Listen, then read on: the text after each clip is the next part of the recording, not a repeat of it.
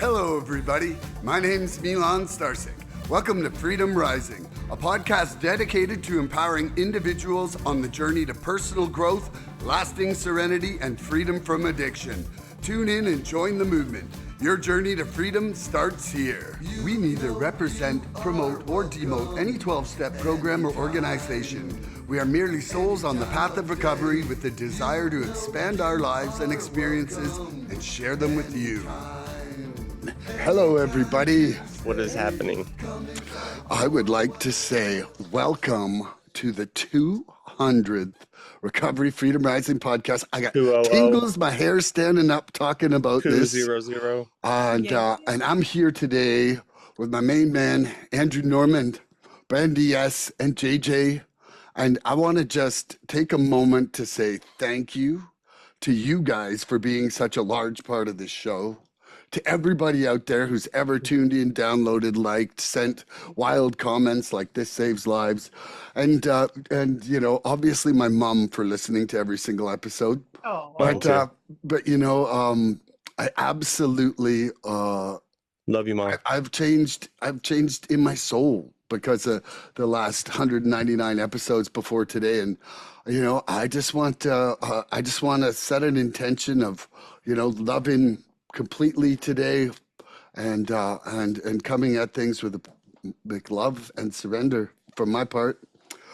Andrew, you want to make a comment about the show before we get further? Yeah, absolutely. 200 episode. I feel like we just got done doing the 100th episode. I was like reminiscing on that, and it was like, it felt like it was yesterday.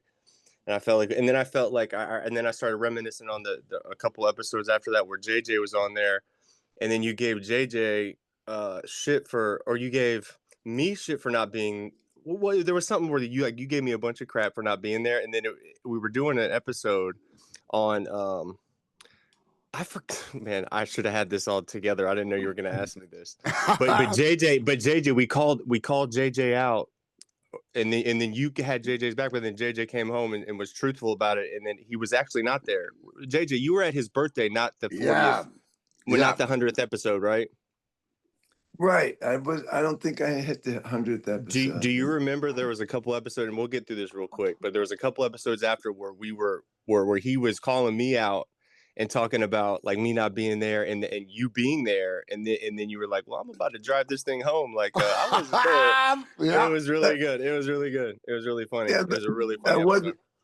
I wasn't there. That's right. See, my memory's so bad, I reduced the number of people today just so I can keep this fucking straight. I love you guys, man. Look, anybody listening, this is really, really special. We get a lot out of this.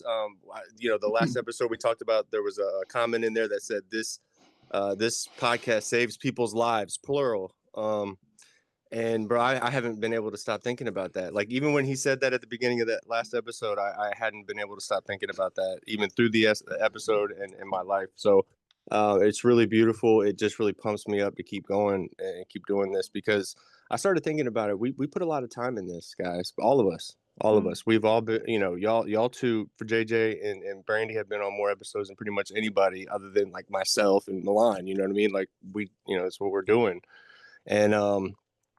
And we get a lot out of this, you know, and it's really, really beautiful because we put a lot of time into this. You know, we don't just come in here and go, all right, what are we talking about today? You know, we really put a lot of thought and effort into this to make this thing something special. Hopefully, if anybody thinks it's special, it's special for, you know, enough for me. So I think it's amazing. I love you guys. Y'all three in your own ways have become so special in my life and so important to me. In your own specific ways. It's so beautiful. Like you're like the spearhead of like of serenity for me. The spearhead of serenity, you three. I love you guys, man. I love y'all. And I guess we'll kind of pass it around for everybody to kind of make a comment if you want to. Brandi, you want to make a comment? Yeah, man, I had to get a second notebook. So because me too. I'm like all out. I'm out. Yeah, this is my second podcast on my new notebook. So I'm really excited about it.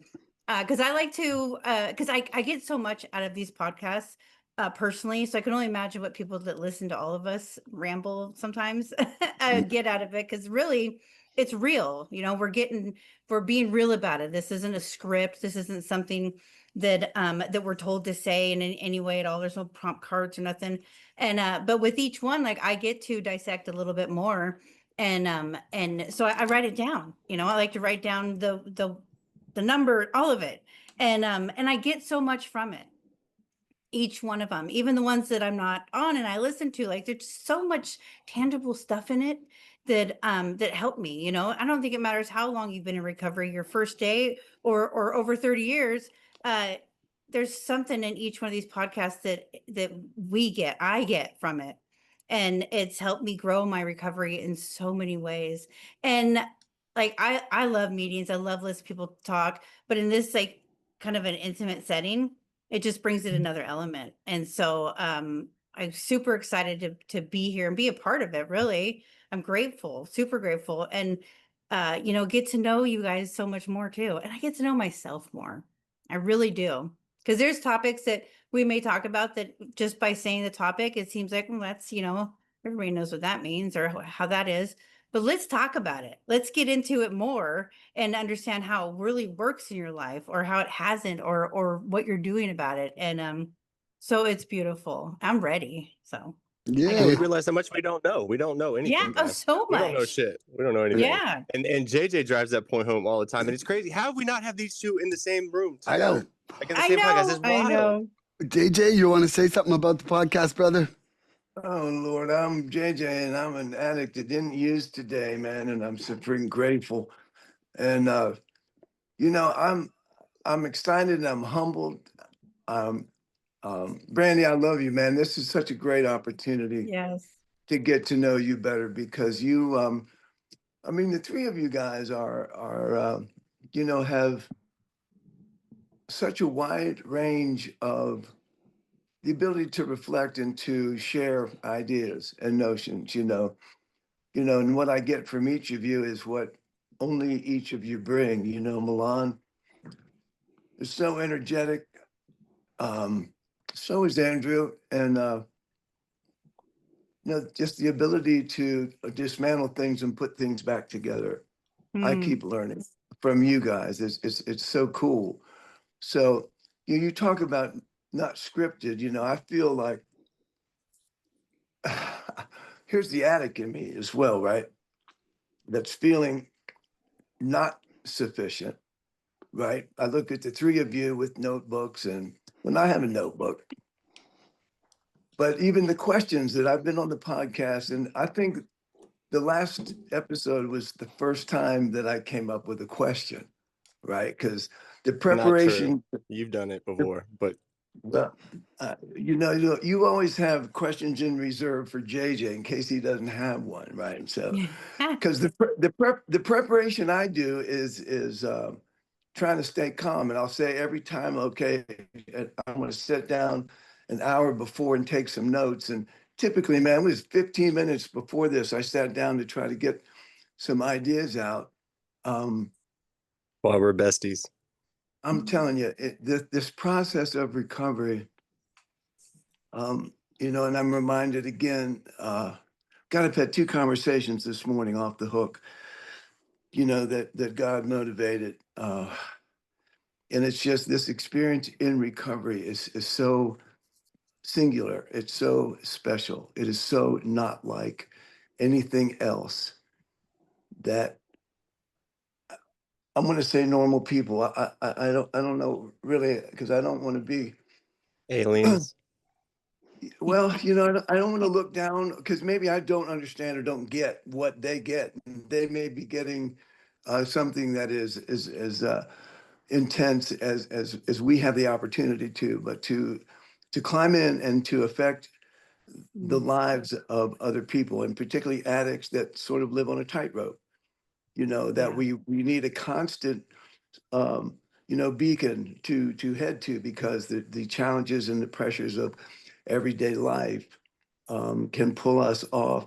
And even if it's not using, I don't want to spend a day, in rage or fear. And where do you learn that but here? So I don't know. I just love you guys. And Brandi, Yeah.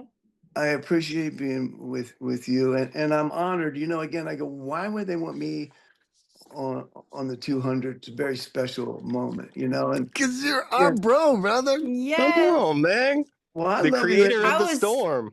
I Come was on. stoked when they said it was you were going to be on here. I was like, yes, The yes. creator of the ice. Come on, Yeah. man. Let's go. Well, Let's Well, go right now. let's go right now because God's I got us love you, all. JJ. God's got us all. God's lined us up, and I'm grateful to the higher power, man. So I love you guys. Thanks for I the love you opportunity. guys too. That's my spiritual big bro right there, man. I love that dude right there, man. I'm reading I one know tiny him. thing, then I'm going to introduce the topic. Hopeless romantic? No. Holy erotic? Life is my lover. I am deliriously faithful to the fire that keeps seducing me into staying alive. Ooh. And so today's topic is Hello. spiritual principles in motion. Andrew, would you like to share what this means to you and why you decided, why don't we do this for the 200th episode? This is a really good one. You know, man, I'm gonna touch on just the spiritual principles in a minute, but like before I got here, I was living by the opposite of what we call spiritual principles. You know, when I really started thinking about it, like where honesty should have been. You know, I was living in lies. Where love should have been, I was living in just taking. You know, taking, right? You know, where humility should have been, I was living in ego. Where willingness should have been, I was living in stubbornness, right? Where gratitude should have been, I lived in entitlement. Acceptance, there was no acceptance, man. I was living in resistance, right? I was living the antithesis of what we call like what we're trying to live by today, you know. And I wasn't doing it intentionally. As I've done some work on myself, I was not doing that intentionally. I really didn't have the capability or the capacity to live with them. And when you come to terms with that, it's sad, right? But you know, we can do something about that today. But I misunderstood that whole like spirituality thing completely. Like I misunderstood that absolutely completely, right? Like I thought it meant religion. Like we just break this thing down. I thought it was a religious thing. I thought it meant weakness. Um, I thought it meant being soft. I thought it meant that like people could walk all over me, and I thought it was optional. Right, I thought these things were optional. I didn't think they were like a foundational thing. And I also thought it meant people were like naive or like fake in a weird way. You know, I didn't understand that like the strongest people in the world are the ones who practice spiritual principles every day, especially when it's hard, right? Like when shit gets rough, when people like keep their head up high. You know, when somebody's murdered their mom and they're at the court and they want to get up and hug that person that murdered their mom, like you talk about like real strength, right? Like people do things when they're tapped in spiritually, right? And it can be religious for them, right? For us specifically, you know, as we practice it, it's not. It can be, you know, if you want to attach that to it, that's fine, man. That's fine, you know. But like whatever keeps you clean and whatever keeps you going in that right movement. But like but when like we talk about motion, we talk about spiritual principles in motion. Well, I was stagnant, right? I wasn't doing. I was stuck. You know, I was dead inside, so I was completely stuck. I wasn't living outwardly with any kind of spirituality, right? I was spiritually dead, and I was absolutely dead. I was a walking corpse. Um, I have this written down. Emotionally frozen. Right. I was emotionally frozen. I was physically dying at the same time. Right. I'm doing all like I'm spiritually dead, emotionally frozen, and I'm physically dying all at the same time. Right. And so, how am I going to get any better? Right. Like that. That's where I was done. Right. I was cooked. And so, when there's no motion, right, addiction takes over for me because addiction thrives there. Right. It thrives in that spiritual paralysis, if you will, where like your spirituality's down, like the addiction will take over because that becomes our spirituality, right? And everything I did was about getting or using, right? Or using manipulation instead of honesty. Like I was doing all the opposite stuff. So like now when I come in here, right, I come in here and it's totally different, right? Spiritual principles don't mean nothing until I live them, right? And nothing changes until I move, right? We talk about spiritual principles and motion. Nothing changes until I move. And so I spent years thinking like honesty, like I knew the words, love, honesty. I knew those words. I knew them. You know, they were just decorations for me, really. You know, decorations like, oh, I know that word. Wow, that's a great word, right? And I used to think that like spirituality in general was a belief system, but now I've understood. For me, to what I understand it, it's a behavior system. You know, it shows up in how I treat people. It shows up in how I handle pressure. You know, how I show up when nobody's watching, especially when no one's watching. How I love people. It shows up how I love people. How I admit when I'm wrong. You know, when I try to make things right. You know, and I keep it moving. Even when people try to like mess and keep me down, I keep it moving. And so in my recovery now, my life today depends on these spiritual principles, man, and me actively moving with them, right, and alive and emotion in me. Because if I stop moving spiritually, like I know I start dying inside, right, and that's where that emotional part takes over, and my emotions will get me every time, you know, and I start dying emotionally like that, like using becomes an option again. Um, and so I've got to live by these principles, man. Like this is not a theory, right? It's survival for me. I have to do these things because if I want to stay free, right, that's freedom for me. Like I get emotional talking about it because this is so like, this is like, there's other things going on here. So it's who I am today. It's got to be, right, or I'm done. So love you guys. Brandi, passing it to you before I start crying.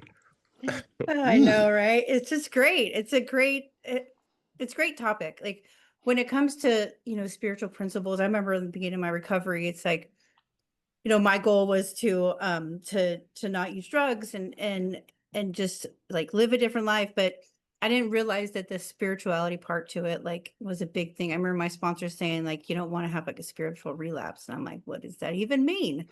Like that's second on my list. Okay, let's just focus on this. But the more I get into recovery and realize how vital that really is, and all the spiritual principles on them by themselves and together are so important. I was reading stuff on it last night, and it's like that your inner attitude, and I liked how it said that because, like you can portray one thing, but what's inside, and that's really where it comes from too. So I want to be able to have this inner attitude that overflows out to other people, and it comes with all of them: the courage, willingness, integrity, humility. All that stuff is so important. Like it's not. It's like they work together in so many ways that you can probably call them out in one scenario, all of them, if you're working them. And but they're super important. I didn't care about that kind of stuff before. And if I did, and I said like, oh yeah, like I've got this or that, it was masked by many other things. And today I can genuinely like get into each of them and try my best to do better the next day with it than I did today. And it's important to me. It's important to me when nobody's looking. It's important to me when nobody understands how hard it was to take the courage to do something. It's important. And I know if I keep going towards those spiritual principles, going on that path, I will just I'll growth, I'll be able to grow in whatever. And it doesn't have to be beautiful, but the goal is still the same. But it just helps with, yeah, the connection with myself, the connection with other people, to know that I can do the next right thing when no one's looking. And I believe today, differently than I did in the beginning, spiritual principles are so important. I waited a while, but like, well, like kind of dug into them a little bit. Like, my whole thing was like, okay, steps, traditions, principles. you don't have to do it in a order like that, like the principles can be practiced early, like let's just start digging into them. You got to have that courage to be able to do step one, that's for sure. So, I'm grateful for this platform to be able to like dive into this stuff, because I want to be able to accomplish this kind of stuff in my life. I want to be able to love truly, and not only myself but other people. And so, and my recovery, and my recovery, what would my recovery be without these spiritual principles? It'd be addiction, really. The opposite of all that was how I was when I was in addiction, or when I was using. And so it's we do recover, you guys. We really do. We may all recover differently, but we work these steps, and you dive into these spiritual principles. You're not gonna, what bad could happen? You know, it's all good, and I'm grateful for it. So I'll leave it right there. I love you guys so much. Love you. Double J from West Virginia. Love you, Brandi. Love you. Man, love you guys. It's heavy, man. This is spirit. I'm thinking how I'm JJ, I'm a freaking addict, man. And I'm so grateful. Because I'm thinking that my addiction started with spiritual principles. And I think about this, like the age, the time on the planet that you all started doing your fucking drug experience or whatever, Was there a difference? Is there a difference? And I don't know, you tell me, because I can tell you that and perhaps it's an answer to, what every human being has a need for connection of some type, right? It's a spiritual connection with the creator, with, something that validates our existence, right? I don't know if that's innate in all of us, and a level of awareness. But I know that as I'm thinking and listening to you guys, and you make me, you allow me to consider what my experience or what my truth is that the use of alcohol and drugs was to connect with other people. And just it was. And it was about love. It was about peace. It was about, it was about, it's like the age of Aquarius. It's like, fuck, this world is so fucked up. We are going to create a world that has, it's smiley faces, flowers, and go to San Francisco and eat LSD, and just it was a spiritual motivation to begin with, as well as an escape from, from a world that was scary, because you had blacks coming out, you had whites coming out, you had gays coming out.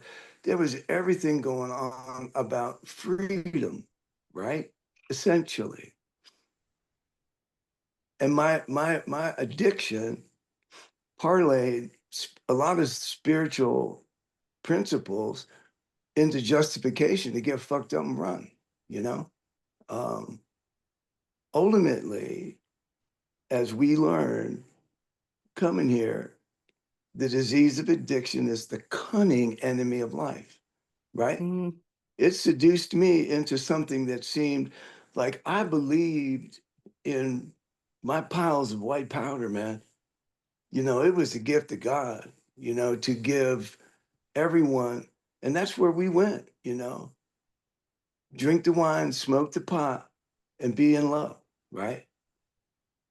The greatest motivator, the greatest spiritual motivator, love, right?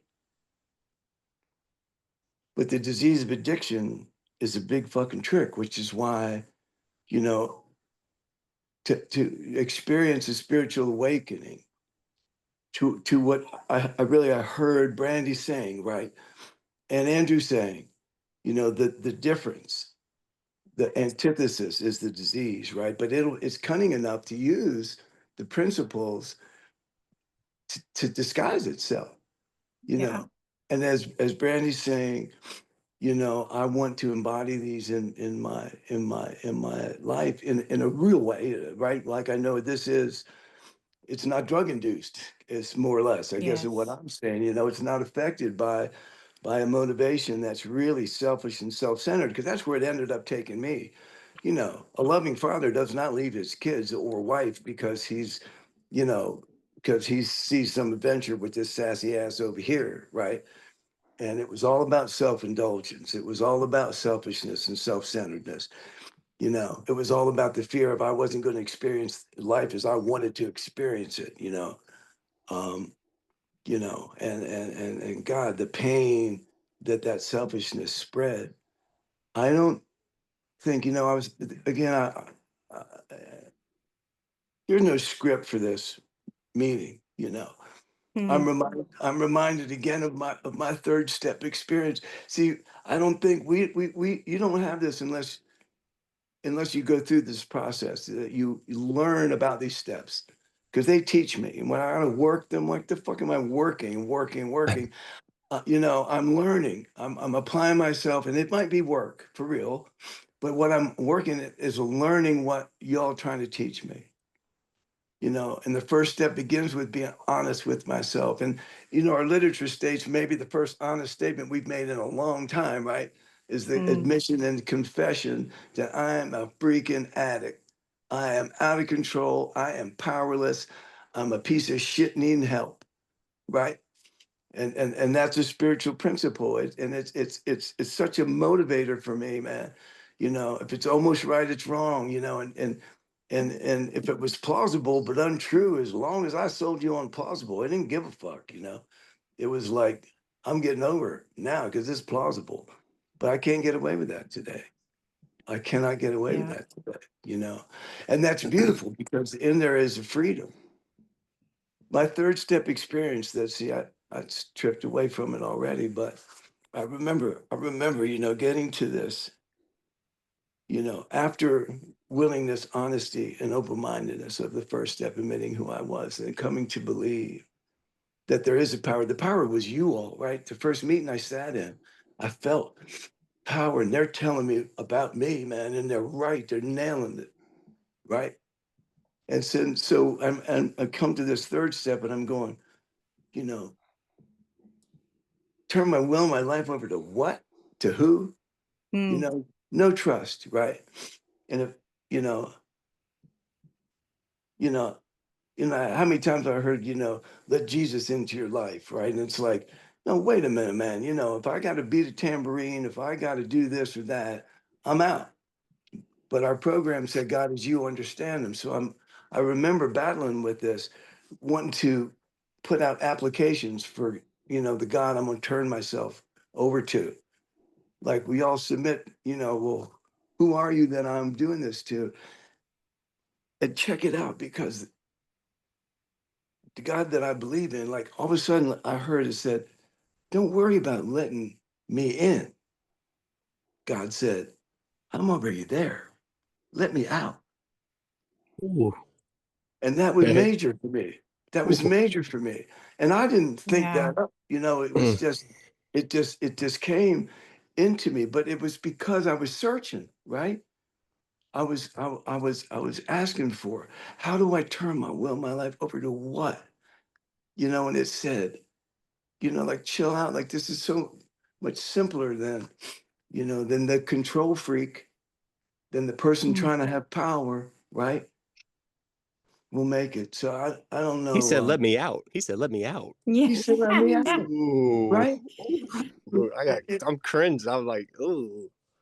And so the rest of the process, right, is uncovering. We get told about the layers of the onion, right? Because inside, in the literature says, a pure and healthy spirit. That's why we go through this process, for spirit to wake up, like to really understand these spiritual principles. You know, Mm. and here we're decades in, and I'm doing this 4-step work with the women at the recovery house. And I read that, and for the first, and I read that a shit ton of times, and it's like, what addict like glosses over that? Because Well, it can't be me they're talking about. Inside me, my core is a pure and healthy spirit. No, it's not me. That's somebody else you're talking about, you know. So you keep reading. But that nailed me. And again, it took decades. So, you know, again, the disease is denial. I don't know I'm covering myself up. I don't know I'm keeping myself small.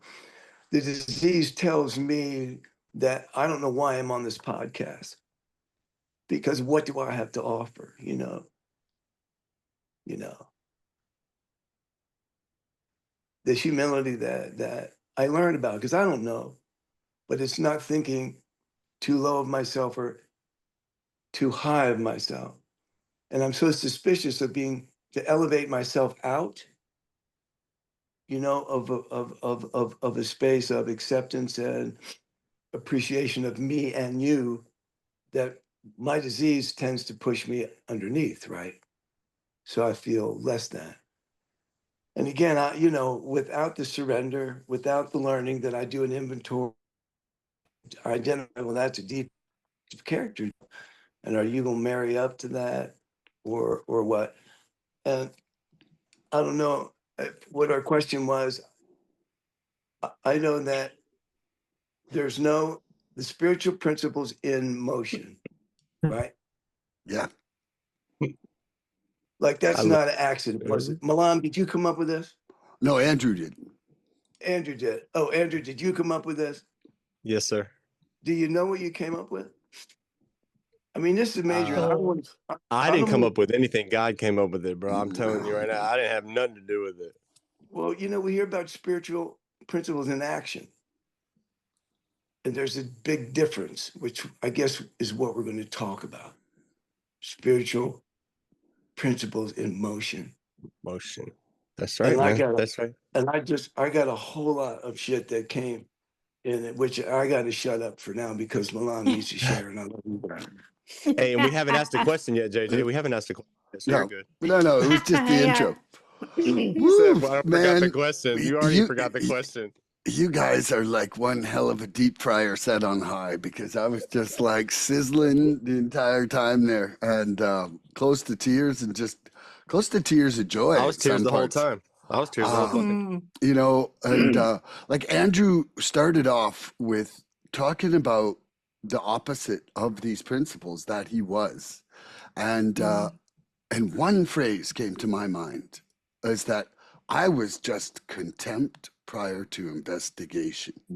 You know, like there's that quote about a spiritual experience in the back of the AA book that, you know, like it's Right. the one thing that will keep us from growth, right? And William James. essentially, huh?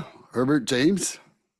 I think it's William James, I think, or is it Oh, Herbert James? I'm sorry, I interrupt you. Go ahead. no, but either way, it's just that that was me, man. I was the skeptic. Like, I did not think that there was happiness inside sobriety. And so I Mm. wanted fucking nothing to do with it. I like, whether I was happy or not with my level of addiction, it was like, I could like, I could keep one little spark of like sensation, happiness, you know, if I had enough and I could get enough, you know, like it was just like that. And you know, so like spiritual principles in motion, for me, it's like we got our values and our beliefs and and our ideals, and it's not just like words on paper, and it's not just Yeah. words, you know, or even it's not even just thoughts in our mind, because I mean, it has to start somewhere, and it may start with those things, but it becomes like the guiding force Yeah. in my day as I move through the world, like, you know, if I'm living it, you know, the, there was a there was a guy I met at the AA conference there and it was one of my favorite quotes. You know, he said, "What you say doesn't matter to me." He's like, "It's what you do that defines you." You know, Mm. and because everybody can talk a big pile of shit. I've heard Yeah. some book quoting motherfuckers who will just shit as well as shake your hand. You know, Shakespeare's. yeah, and it really is, you know, and so the AA 12 by 12, the principles we have set down are guides to progress, and these principles, I think, gain power when we practice them honestly in our daily life. Like they become, from this word to this thought to this action to this like energy that we're sharing, in a way that it's just like, I can feel my energy change when I'm doing something wrong. Like the second I'm like, Yeah. boom, I like now I call it my loveometer. And it's like when my Lavometer. loveometer goes ding ding, I'm like, LLA. that ain't loving. Right. That ain't loving, and I and love that. and what I've seen for myself in the last 9 months is that surrender is what sets it all in motion, because surrender takes away that resistance, Mm. like that resistance that blocks me from acting in love and truth instead of fear, because all of my actions were basically based on fear before I got here. If I really look at them, even things I thought was loving, Yes. it was love was a commodity and a transactional thing, and you better fucking come up with your half or I'm cutting you off. And that's not love, and so loving completely, it gives these principles life. Like it's like watering them, and if I use that to Mm. filter my life, it turns like, service not work. Service is like a joy that I am a privilege to frickin' do on a day-to-day basis. We get to. We get to, Mhm. and when the surrender and the love come together, it's like it makes harmony. It is the harmony in life. And this is it. Recovery doesn't become something we just live by. It becomes something that lives through us. Mhm. And I love that. Mhm. and so I'm gonna leave that there because, man, I can't wait for the questions. I am feeling loved, blessed, and so grateful to be here, guys. It's Same. so wild. It's so wild because I came up with this topic a couple weeks ago, Milan, and we put it like It on was the on the document. list you sent me. It was on the list that I sent you, and now when when JJ just asked me that simple question, did you know what you just came up with? Like, this is so, like, I was actually even coming into today, like before we got here, like even an hour ago, I'm going, this is so broad. Like, yeah, what are we gonna say? What's our favorite spiritual principle? Like, no. This is so much deeper because I used to like write a bunch of stuff down and get all prepared, and then I went through that time where I did that, and now I just kind of like have these bullets and then whatever, and I just let it go. But this is so beautiful, and I love you three really, really a whole lot. And thank you for I all love three you being here. guys. Y'all kind of brought it together last minute, not last minute, but appreciate you guys, man. Am I asking a question? I just want to Yeah. sit here and just tell y'all how And I much I want to say appreciate you one guys. thing is that I was gonna say how much I love you. this topic was assigned to this episode before it was realized that it was the 200th one. It's wild. Oh, It just wow. kind of landed here. Like the coincidence, I think not. You can't make it up. You Yeah. cannot make this shit Yeah. up. I Yeah. promise you. That's nice. Like, God wanted us to talk about spiritual principles in motion today, and he knew we were going to talk about it in a way that maybe somebody could get something out of it. So, wow, I already have. blows my mind. Blows my mind. So, number one, I'm going to ask you, Miss Brand Dizzle, what does spiritual motion look like in your daily life? What does spiritual motion look like in your daily life? So I got to say first, like, I love that what you said that when that it was going to be like such a broad topic, but really it's not. It's at all. Like I felt Super everything special. you were just, yeah. It's like not just all these different words. Like it is Mm-mm. together It's life. separately. It's life. Yeah. But spiritual principles in motion for me today is Spiritual motion. doing What is things. spiritual motion? Spiritual motion. Okay. I'm like, wait, Hmm? that's not the same thing. Spiritual motion. What does spiritual motion look like in your daily life? Oh, Spiritual motion. So I just wanted y'all to get that. What Okay. does spiritual motion look like in your daily life? It is, it's definitely, like it's not different than I did in, and even early recovery, but in addiction. Like today I hold on to the kind of stuff, and I make sure that that am doing things like not for a reason. I'd say, I was going to say for a good reason, but really just not for a reason, just because that's how I want to live my life today. And it's staying on top of it. But I think that for me personally, coming into recovery, like to look at these, it's like could be intimidating to who I was before I came in here.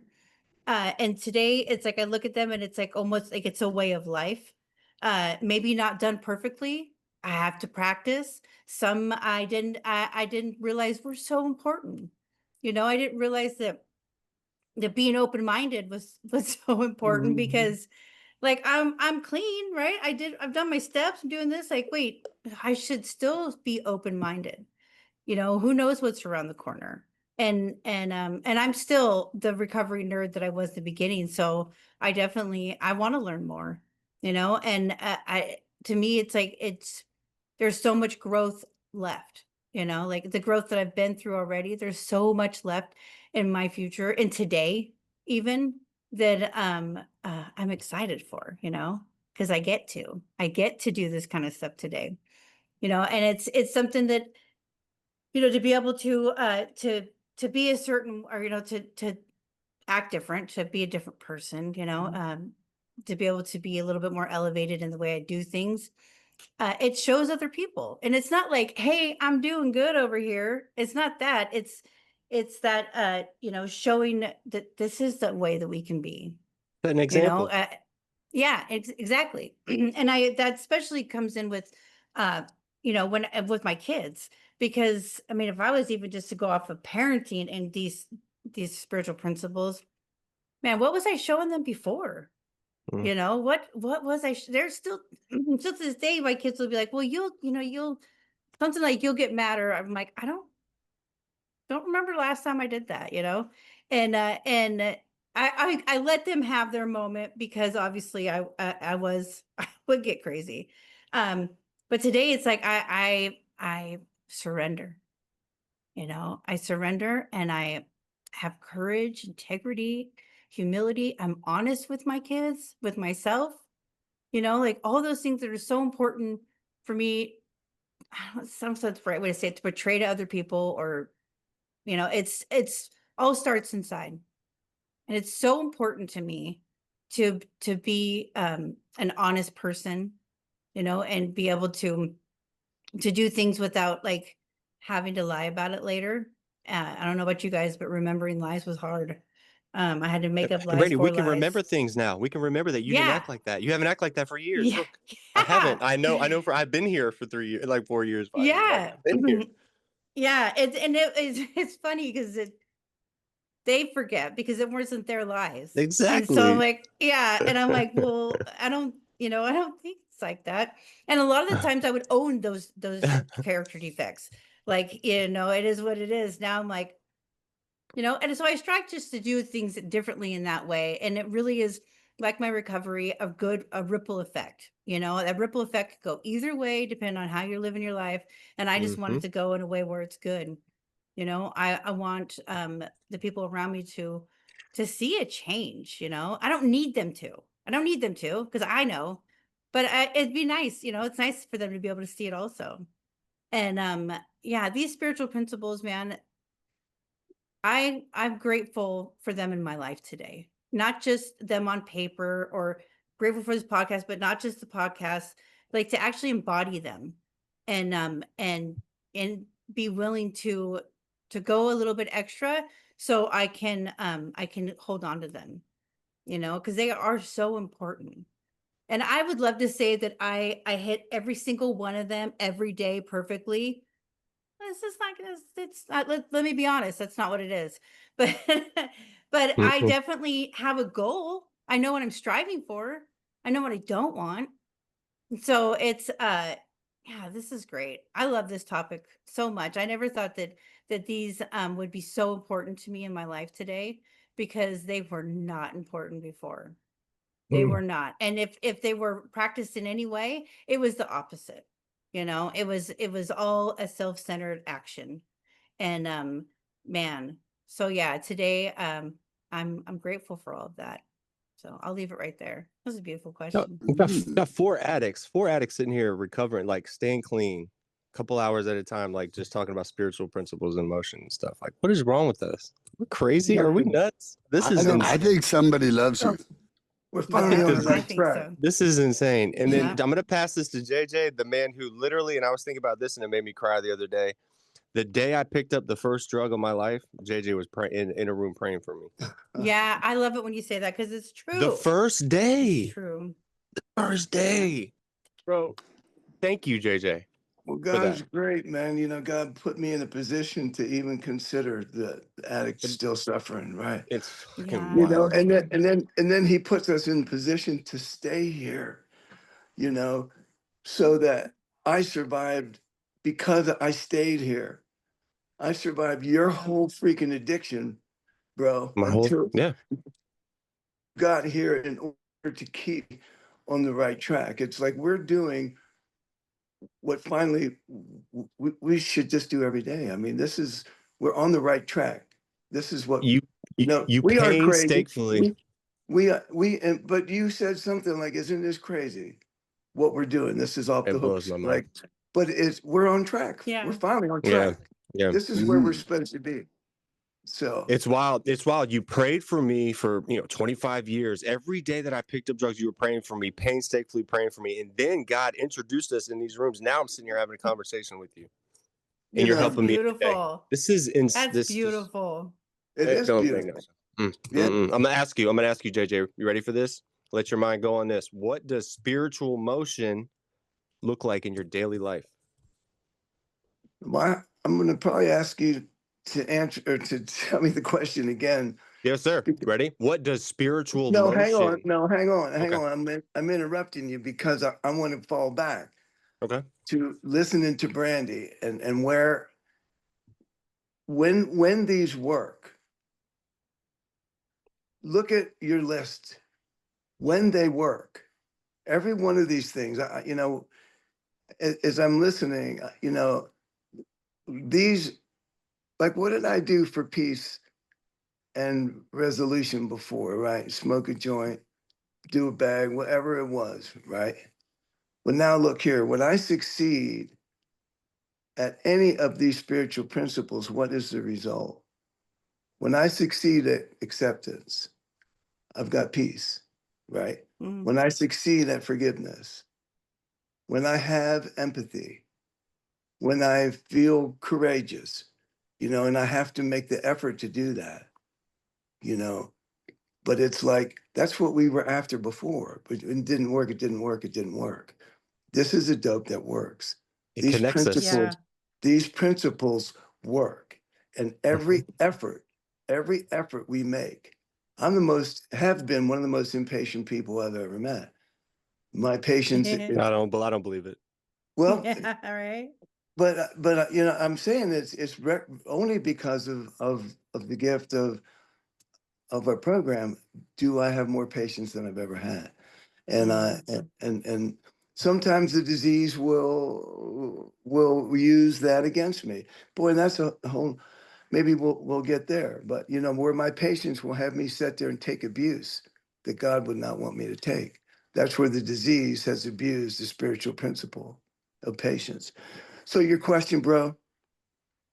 What does spiritual motion look like in your daily life, JJ? Okay. Well, this is the nut in your question, bro. Let's go. What does spiritual motion look like? The question, spiritual principles in motion. Why are we talking about motion and not action? What's the difference between action and motion? Okay? Action is a process of doing something. This blows me away, man. Okay? Action is the process of doing something to achieve an aim. Motion is the action or process of moving or being moved. Ooh. Okay? Ooh, being moved. Okay. Or Okay. being I moved. love it. Uh-huh. So your question, ask me again. What does spiritual motion look like in your daily life? Spiritual motion in my life, I was moved today to make a phone call based on a text. Okay? It was not cerebral. I was moved to make a phone call based on love, concern, empathy, and God hooked me up with the suffering addict, right? Spiritual principles in action. I got to think about these things, the process of doing something, well, I have to go out of my way or I have to make an effort to be patient with Andrew because he's pissing me off, right? Sorry. Like that's an action. I'm taking an action, right? I'm taking an action to try to be in my humility today by not feeling, like I don't deserve to be here because I don't feel educated enough. I don't feel like I got a handle on my intellect like you guys, right? So I got to take action with my humility to get to to humility, to not think so little of myself. And to me, that's action. For me to be moved, I don't even talk about this. Do you follow me? I get moved. My spiritual principle of humility Okay. moves me into a Beautiful. place that I don't spin in this bullshit swamp of feeling like, well, I'm just a dumb motherfucker. Why do they want me on this podcast? Right? Now rewind that and listen to that again, boys and girls. You'll get a lot of knowledge out of that, boy. Yeah. Yep. Love you, JJ. Man, I mean, it's a never ending trip. And again, it's an insult to my higher power for me to think that I shouldn't be here because essentially, because of being here, you've gifted me with what's the difference between action and motion, And it's amazing. And it's really what I've heard every one of you say is our desire is to be moved without thinking about perseverance, about surrender, right? About having my integrity, not thinking about, oh, if I do that, I'll lose my integrity. So I'm going to take action to keep my integrity intact instead of being moved, right? Because whatever in there is so present right now, you know? So what was the question? Oh, come on. That's the funniest joke of the day. Bro, y'all didn't tell me I had to bring the Kleenexes on this episode. I know. You're supposed to have them in your pocket. Man, dude, I was not prepared for this. JJ, You do you got really want the sleeves. question again, or am I asking Milan? I better leave it there, man. You're so silly, man. I love you so much, bro. You make me laugh so much. I love y'all. All right, ready, Mr. Milan? I'm ready. We must know, what does spiritual motion look like in your daily life today? Well, I thought it was one thing until I just listened to my main man JJ here. Yeah. And but I will stick by one thing that I was thinking about before is that spiritual motion for me is the actuation of love and surrender in its truest form.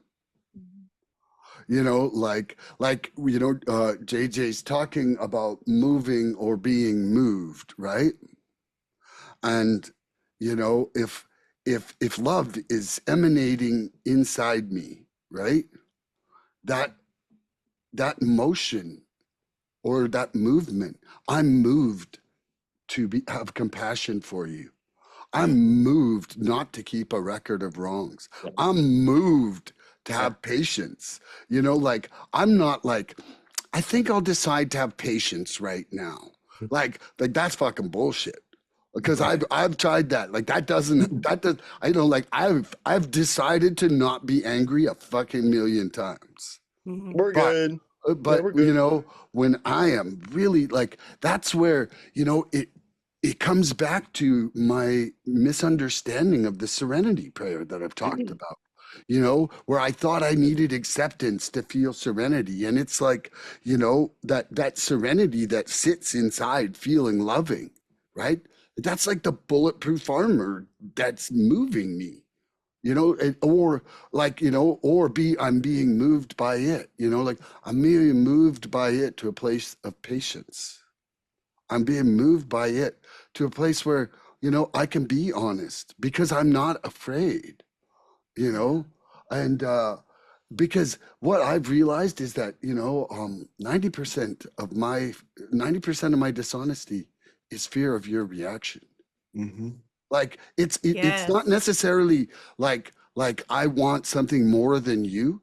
It's I'm afraid of abandonment or something like that, you know, or I'm afraid of not feeling your love back to me. And so, you know, like that spiritual motion, man, like that spiritual motion is like the catalyst. It's like the catalyst for almost everything. It's almost the catalyst for all the actions I take that help me to grow. Mm-hmm. You know, like it makes me, you know, like that feeling makes me want to get up and do my program. You know, it makes me feel love for myself. And that love, you know, makes me do self-care, makes me exercise, makes me think about what I eat, you know, because it's like Yeah. I'm like, whoa, you know, like a big thing that's happened recently, and I know this is a sidebar, but it's like, why do I want to eat shitty food as a celebration for something good that's happened in my life? Like it's like literally like, hey, why don't I actually hurt myself for a success? You know, like Punish I myself. actually wanna like, you know, I wanna reframe my brain so that I wanna celebrate with healthy actions and foods. You know, like Yeah. A great there's a point. thing there. There's a thing there where it's a disconnect from self-love. You know, Yeah. much the same as JJ had said about smoking before, right? Like it's and I realize I do that with food. Like something good will happen with work and I'll be like, let's go eat some shitty food, you know? Like, and then Yep. it's like, and guess what? I feel like shit after. I don't sleep well. I feel like shit the next day. And my arteries are probably clogged as fuck the next day. Like, and then I'm just logy. So yeah, I think that JJ and Brandi and Andrew, I like being here with you guys today is it's an honor in my heart. And I just hope that you know you feel Same. loved and respected to the extent that I'm emanating it. Like right now, my hands are hot. I feel so much love for you. Yeah, I like it. Oh, I That's love that you, shit. man. That's that shit food you ate yesterday, That's that brother. swamp water you're drinking. Yeah. That's that swamp water you're drinking too. Actually, though, yesterday was the day I didn't eat the shit. I'm just kidding you. Yeah. I'm No, just no, kidding you. but I was actually wanting pizza for tonight. So there we go. Yeah. That's funny. You want me But to that's answer it? another. Yeah, It's another layer of the onion, right? Is your yeah, diet deal, right? Is your yeah. diet deal? It's cool. Mhm. That's funny. That's funny. I Well, love you guys. food is a drug going into you just like anything else. Yeah. Well, like Yeah. It is. how people like are like I'm clean and they're like ripping darts and chugging 5 coffees in a meeting, and I'm like Yeah. California clean. Like I don't know what the fuck that is. Yeah. But that's like that's not clean. Like you know, and I'm one of the guys. Like I was there. Like I'm no better than anybody, but I'm just saying I want to be honest about it. I want to be honest about it. Okay. He said pumping heaters. That's funny. Ripping darts. Yeah. That's funny. So, what does spiritual motion look like for me in my daily life? Hashtag LLA.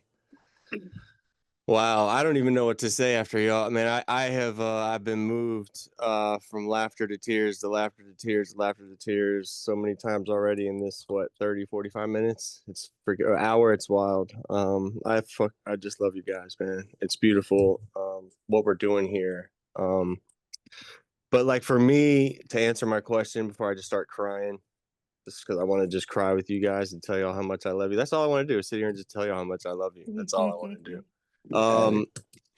It's a it's a quiet thing for me. It's that quiet, consistent thing that shows up in my life, right? It's the way I show up differently than I used to. Um, it's a lot of things, it's hundreds of small actions, small choices, those pauses, the corrections, my reflections throughout the day, my honest moments, those real honest moments, that move me forward spiritually instead of like backwards like they used to. Like all those things used to just move me backwards. They just pile up on me like it was a task and something I was running from. But like spiritual motion and how I live in my recovery, it's how I live, right? It's not how I talk about it. Like, yes, talking about it is a layer to this thing. It's a layer of therapy, and it's a layer of inspiration for me and other people. But it's about how I live in my recovery, right? And that begins with the moment I wake up, right? As soon as I wake up,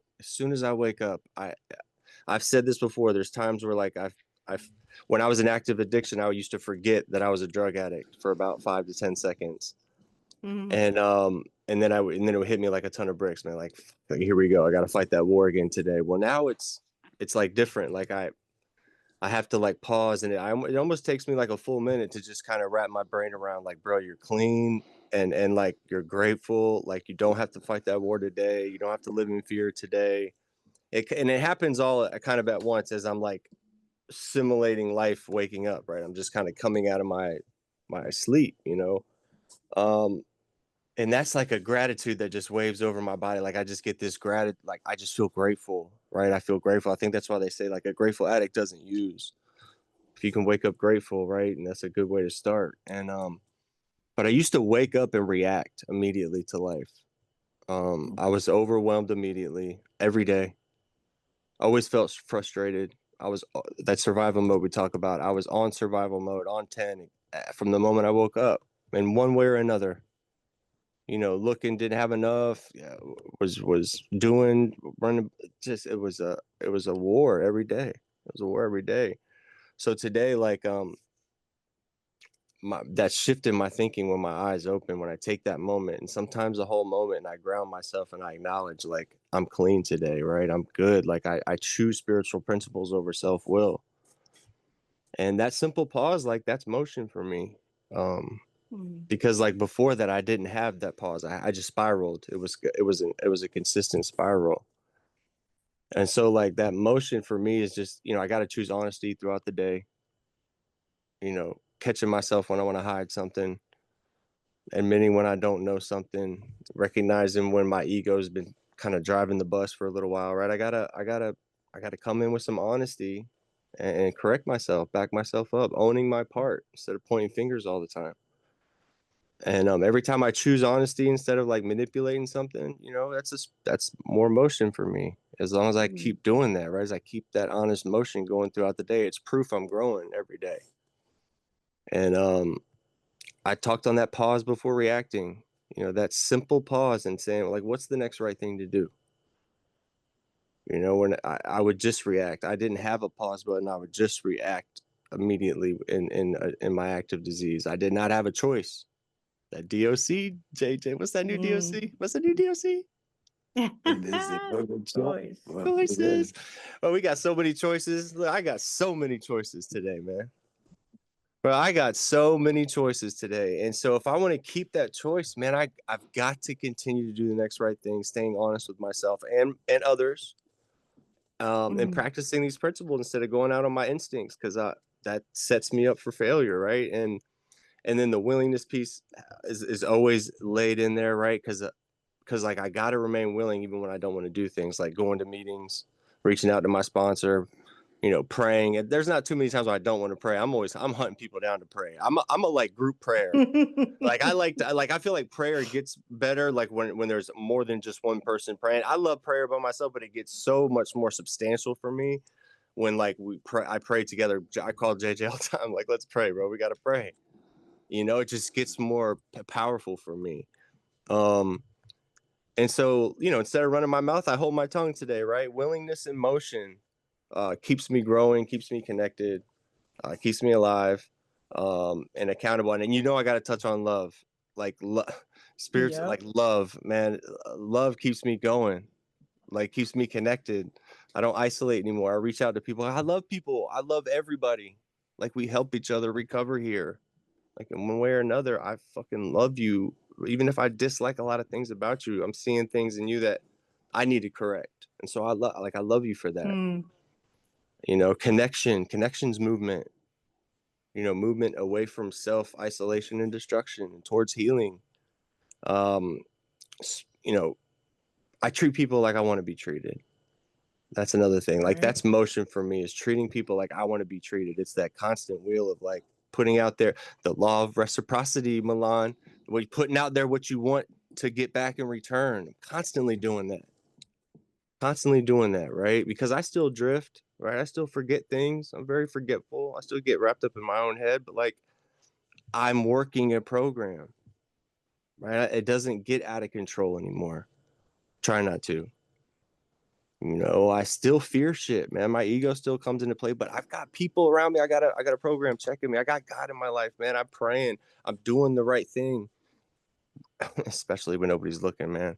I was thinking about that yesterday. There was like 4 pieces of trash on the ground. I'm like, should I just step over these? And I literally had to go. I went back and picked them up and put them in the trash because I'm like, bro, I had to do this for myself. There's a way I get like my little pat on the butt from God. I had to do it. I had to do it, man. It allows me to rest my head on my pillow and not go to war with myself. As soon as I would hit my head on that pillow at night, I was at war. I was running from that pillow, man. I would run from that pillow. Not today. Not today, man. I don't run from that pillow today, man. I'm looking forward to that pillow. I'm not saying that I sleep very well, but I'm looking forward to that pillow when I get to it. Because I've done lay down in peace. I've prayed. I've done a step 10, right? I've step 10 my day. I've tried to make myself a little bit better today and work the program so I can live it, not just talk about it, right? And be here with you guys in the morning and talk about some spiritual motion, right? I just love you guys, man. This whole spiritual motion thing, it's not dramatic. It's not perfect. It's not loud. It's movement. It's gentle. It's steady. It's strong, though. Ooh, is it strong, right? It's choosing recovery over my old life, right? It's choosing like principles over impulses, right? It's choosing connection over isolation. It's choosing to grow instead of staying stuck, and that's what spiritual motion for me, it really looks like, is this right here. This right here, man. I love you guys, man. I'm going to always continue to be around you guys because I grow every time I get into a situation where I can talk intimately with y'all, any one of y'all, or especially y'all in a group. Come on, man. Sign me up. I'm here. I love you all. I'm gonna pass that over. Love you too, bro. All right, Milan, I'm asking you, right? You're asking JJ. I thought I was gonna get it right. Okay. She's consistent.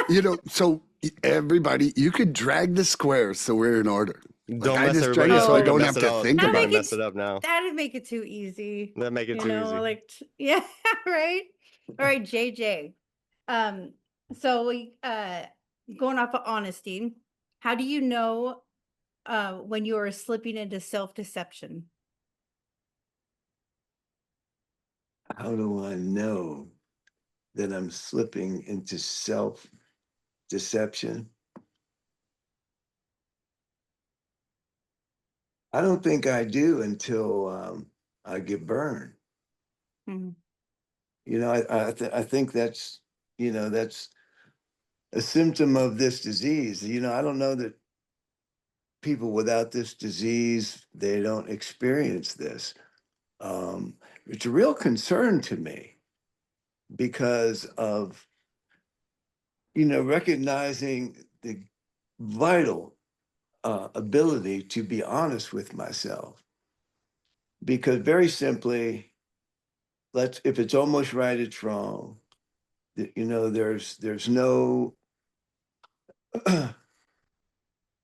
if it's so important, because the lie that I would then believe would be that I could use again, you know, and that's why for me, I can't let myself get away with, because if I do, I'm susceptible to actually believing that I could use again. So Mm. I run, I run it through, my filter. I mean, and my spirit is such, it's like, well, I look around my house, man, and my house is not in order. Um, but the notion of getting clean, you know, is what we do here in recovery. You know, I'm cleaning um, my actions, I'm cleaning my behavior up, I'm cleaning my spirit. So it is easier for me to notice when I've got dirt in my eye, when Mm. it's easier for me to see. But a symptom of this disease, and the disease will not leave us. None of us should be deluded to thinking that, that this cell structure, whatever it is going to be expunged. Like I'm the cucumber that's turned to pickle. It will never become a cucumber again, right? Mm. So a symptom of, of all that vinegar and all them fucking spices and stuff is that I have the ability to believe something that isn't true. See, and I know that, which really should help me. And it does. It makes me look twice. It makes me be more vigilant. Is that really true? Um, because the symptom is denial, right? Is that I don't, and I love the definition or acronym for denial is that I don't know I'm lying. Mm. I don't even know No, I'm lying. notice. Don't even notice I'm lying. It works. It does work. Thank you for that. Because, yeah, thought I had to be illiterate to understand that Don't actually. even notice I'm lying. It works. It does work. So yeah, really important, because I mean, there's an aspect of my life today that I can't believe, and I just wrote this down because we're just talking about loving completely. Milan said, waters the principles. Okay, he said that. Now, as I'm listening, to Andrew, um, and I know, and I've read this before, the love is the greatest of all, because it supplies and it facilitates the principles. Milan said that as well in what he said. Um, and it does. I mean, for all of us, if I have enough love in here, it will facilitate my patience, my humility. But this disease, which is always present, can and will use any of the principles, like I already said about the patience, right? Yes. Make me so patient that I'm taking abuse that I ought not take. So what is love? You know, like, and love is so overpowering and wonderful. But I'm running myself through. Um, you know, uh, am I deluding myself? Um, Ask me your question again.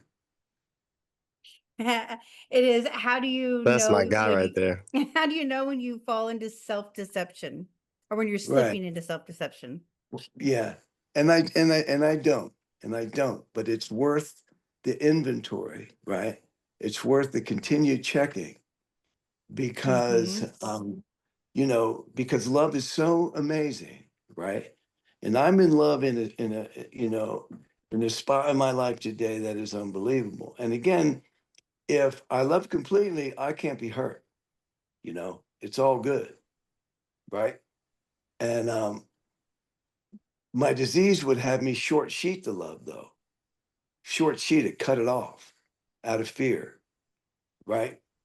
So, you know, it's something that's really important that I want to not be in denial. I don't want to be deceiving myself that something, you know, isn't what it is or is what it isn't. Not to be, you know, too confusing, but again, that's where, you know, the gift of really, and the gift of love is if I'm loving completely, none of it matters, you know. But I I've deceived myself before in this realm. I don't know any of us that haven't, you know, but to continue to experience love in the way that I am today, I can only tell you guys it's off the fucking hook. It's amazing, you know, and but Brandi, your question is critical because, you know, we want things to be real, right? Yeah. And to function in the principles, like being honest is the antidote for freaking self-deception.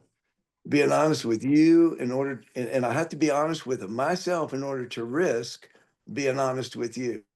And that's what I've been doing. And so far, you know, I have every reason to simply accept what God puts in my life as a fucking gift and nothing other than that. My disease would have me just, you know, doubt it, be afraid of it. And that's I really I love the freedom that I have in the surrender, man. That everything's okay. So I don't know. I That's love you, a JJ. feels like a personal, direct answer to your question coming from my heart to yours. Brandi, I love you, man. You know, this is love you really cool too. to be able to sit almost in the same room and Right? As close as we can be get right now. that's right, and be more comfortable with you because you're awesome and a little bit scary to me because you are because I just love the way that all this shit occurs to you, and I That's really how my appreciate husband it. describes me.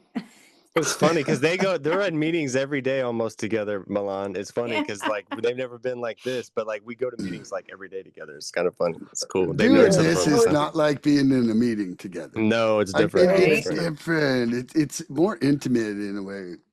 Oh, We're in each Yeah. other's very much rooms. so. Yeah. Yeah. Yeah. That's what I love about it. Oh Yep.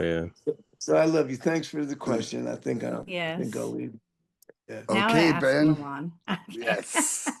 All right. And talking Freedom! about talking about honesty, how do you know when you are slipping into self-deception? You know, I love the changes. Like, well, quite frankly, I don't.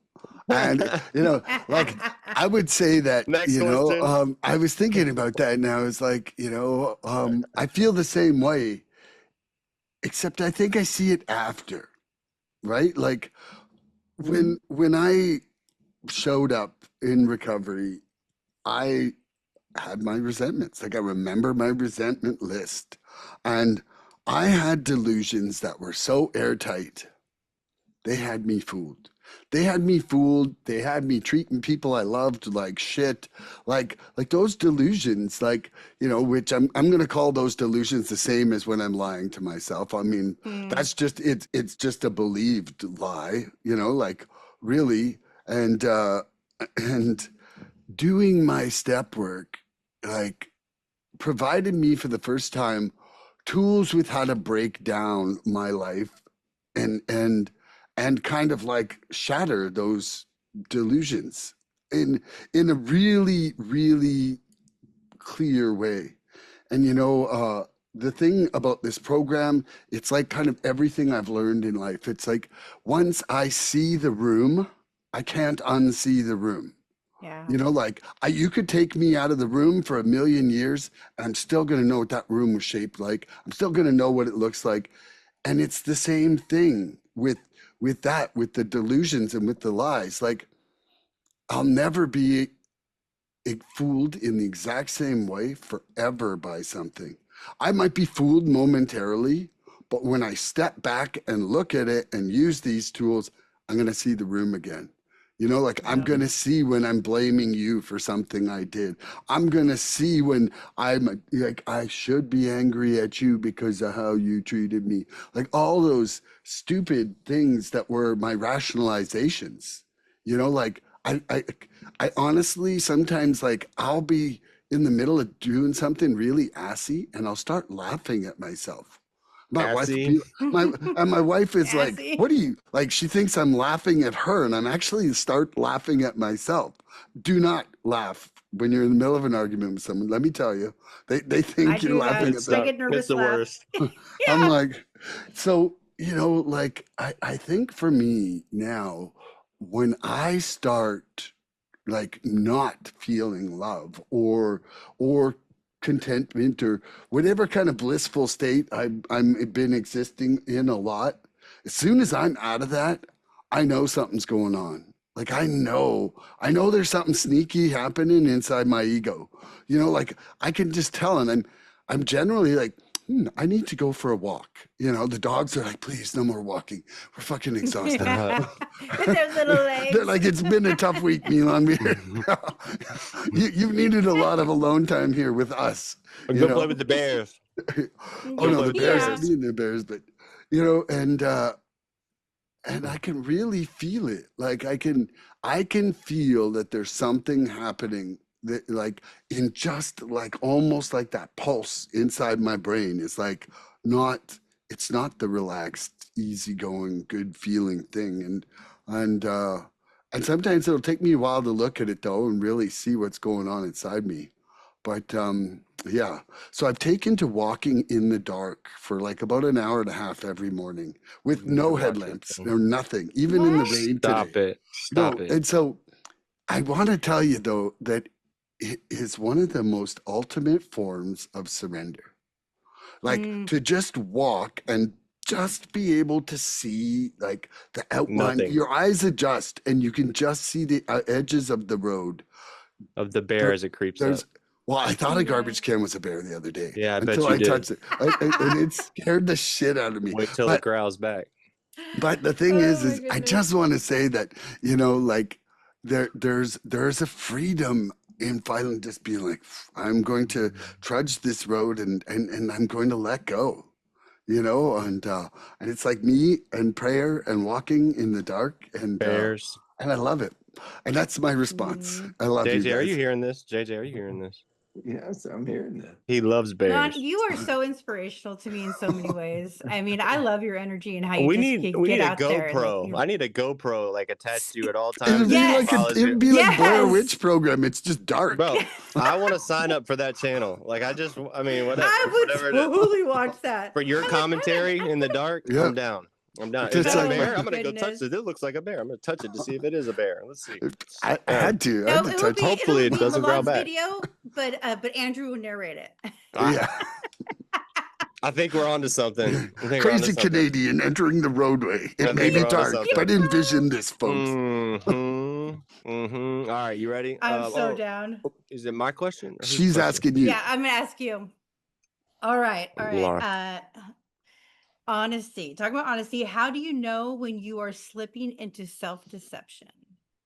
Okay. Y'all all had some really good answers. That's a great question. It's one of the most dangerous places that I can go in recovery, right? Because as I think about it, like when I'm deceiving myself, I don't see like the danger coming up. You know, I'm not noticing the drift. I'm not noticing the slide that I'm on. So it's like a quiet, slippery thing for me, right? And kind of whispers and creeps in. Over time, I've learned that there's like early warning signs for me, at least, that I've been able to adapt. It starts off with like when I start telling partial truths and not like whole truths to myself or anybody else, right? We talk about being honest or telling the truth. Like we can tell the truth without telling the whole truth, right? That's what I say. You tell the Yeah. whole you tell the truth, the whole truth, nothing but the truth. Like that's what that means, like the whole truth. Mm-hmm. you know, because being that rigorous, honest piece, right? Being that whole truth, like leaving out uncomfortable details. You know, I'll soften my part in the situation, little shit like that. You know what I mean? Like I'll start doing stuff like that, emphasizing the other person's behavior instead of my own. Right. You know, telling the truth but not the whole truth, right? And when I catch myself doing stuff like that, even in small ways, I know for a fact I have something deeper going on. Yeah. You know, and that's where that like partial honesty is dishonesty for me. Look, partial honesty, I think about it like this, is dishonesty dressed up in recovery language.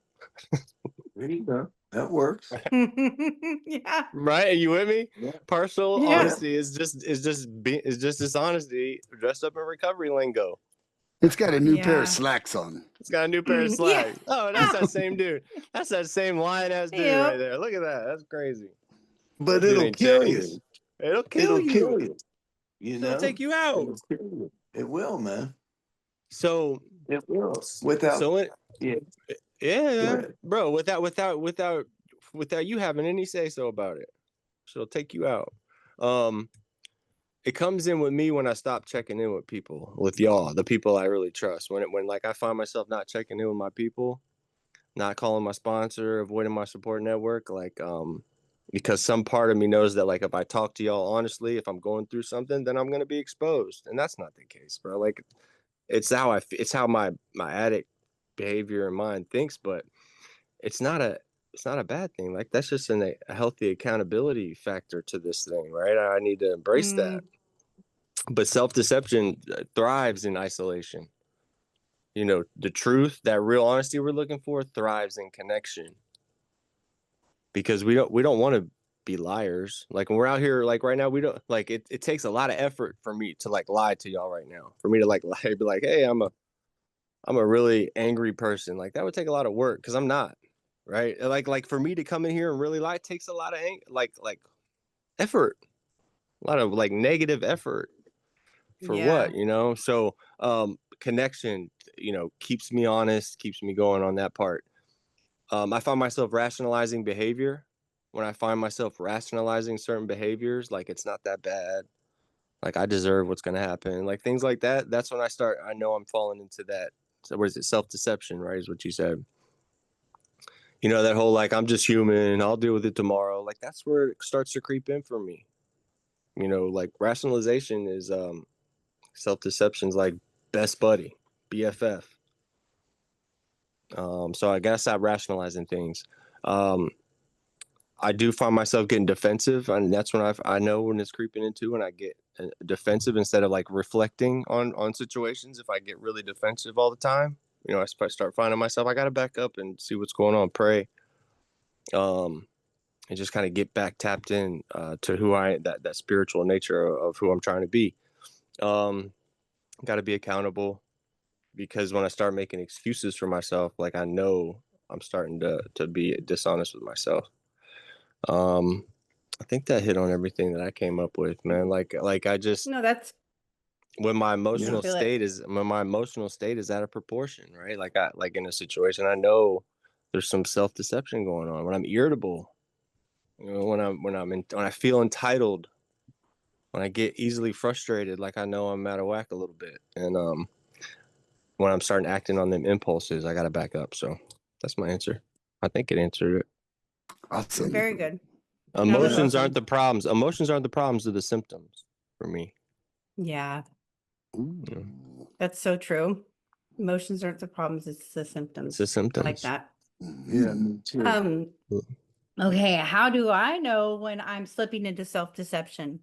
I liked a lot of what you said, Andrew, like about like when I procrastinate, you know, or when Mm. I make any type of to-do list, not any type, like anytime, but there's sometimes it's like, well, I can do this and I can do that. And in reality, I don't really have the time for it, you know, for all of it. But or when I buy something that I know I'm not supposed to buy and I don't say anything unless my husband checks the account. Like doing Like, drugs. Like, and then it's like, so it's that whole like, well, not giving all the information. Like, I didn't say anything, so that's technically not lying. So I'm Ah, By omission. rationalizing my Lie by actions. Yeah. omission. Yeah. And that's where, I at areas like that, like I know I still have a lot of work. Like when it comes to honesty, it's a huge part of my recovery because I lied about my addiction. I didn't know how to be honest about it. That's why I never asked anybody for help because I couldn't even mutter the words. So when I got clean and I was still lying, I was like, what the hell? Like I thought I would just be, honest Abe over here. And no. Now, granted, I don't lie like I lied before, but it doesn't mean I don't catch myself sometimes like that. And it's like, what is that? I'd rather ask for forgiveness and ask for permission. That's self-deception right there. It is totally because the reactions that I get aren't as bad because I am pretty honest. And so it still doesn't mean I need to like rationalize in a way that or self-deception that to make something not bad. Where if I'm just be honest. And so I just need to, or thinking that I don't need to like I don't really need to maybe go to meetings that I go to, or maybe I don't need to take my recovery so seriously. Like I got more than a couple days, so like I should be good. That's the kind of self-deception I definitely watch out for. I feel lucky that, like I said, I'm a recovery nerd.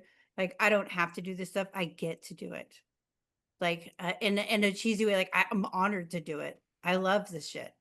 Um, but once I start kind of floating away from that, I need to realize that because I can talk myself into anything. And that's why I think when it comes into anything that's like self, like I gotta share about it. If I don't share about stuff that I may have an idea or a feeling about something, that self-deception really will creep in.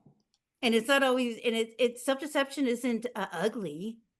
It's like beautiful. This isn't bad. That's what mine sounds like. It's not this big growly looking, monster. It's like, well, that'll feel good. Like it's okay. Nobody will know.